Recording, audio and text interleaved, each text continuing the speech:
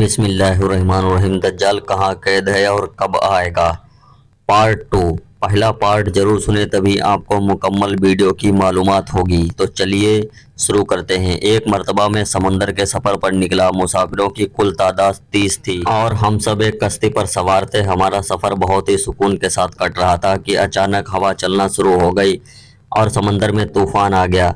ہم زیادہ طوفانی لہروں کی وجہ سے ہماری کشتی سمندر میں موجود سبھی کشتی جاتی رہی۔ کشتی کے مسافر اس وجہ سے پریشان ہو گئے۔ ہر اوے اپنے سن کر تمام مسافر حیران اور پریشان ہو گئے۔ چپ چاپ اس کے پیچھے چلتے رہے کہ وہ عجیب و غریب جانور درختوں کے بیچ راستے میں سے ہوتا ہوا محل کے پاس پہنچ کر کھڑا ہو گیا۔ محل کو چاروں طرف سے بڑے بڑے پیڑوں نے گھیر رکھا تھا۔ مسافر وہاں پہنچ کر پریشان۔ جانوروں نے اس کی طرف سے دیکھا۔ جانور پھر آگے بڑھتے ہوئے سبھی مسافر کو ایک بڑے دروازے سے لے جاتے ہوئے محل کے اندر پہنچا دیا۔ محل کے اندر پہنچتے ہی سب نے دیکھا کہ بہت بڑا شخص زنجیروں میں جکڑا ہوا ہے اور رہائی کے لیے کوشش کر رہا ہے، اور مسافر نے اس سے پہلے اتنے بڑے قد اور رعب والے شخص کو کبھی نہیں دیکھا۔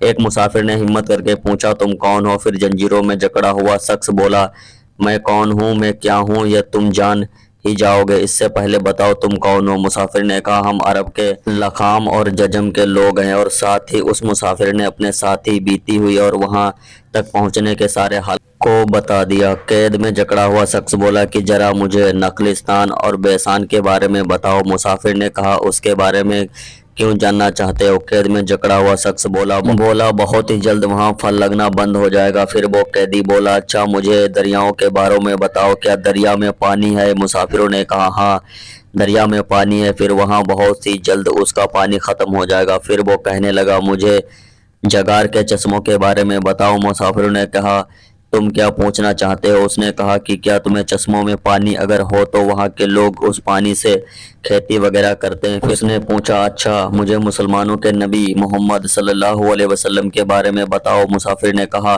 انہوں نے مکہ شریف میں اپنی دعوت کا آغاز کر دیا ہے، اب وہ مکہ شریف سے تشریف نکال کر مدینہ شریف میں موجود ہیں۔ قید میں جکڑا ہوا شخص پوچھا، کیا وہ عرب کے لوگوں کے ساتھ کوئی لڑائی لڑیں گے؟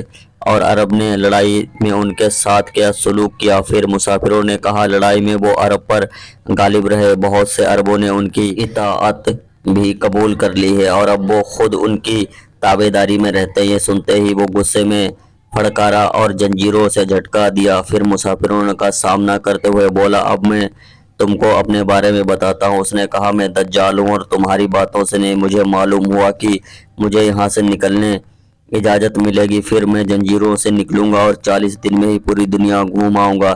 دنیا کی کوئی بھی بستی یا گاؤں ایسا نہ ہوگا جہاں سے میرا گزر نہ ہو۔ مکہ اور مدینہ میں جانا میرے بس میں باہر ہے، مجھے وہاں جانے کی اجازت نہیں ہے۔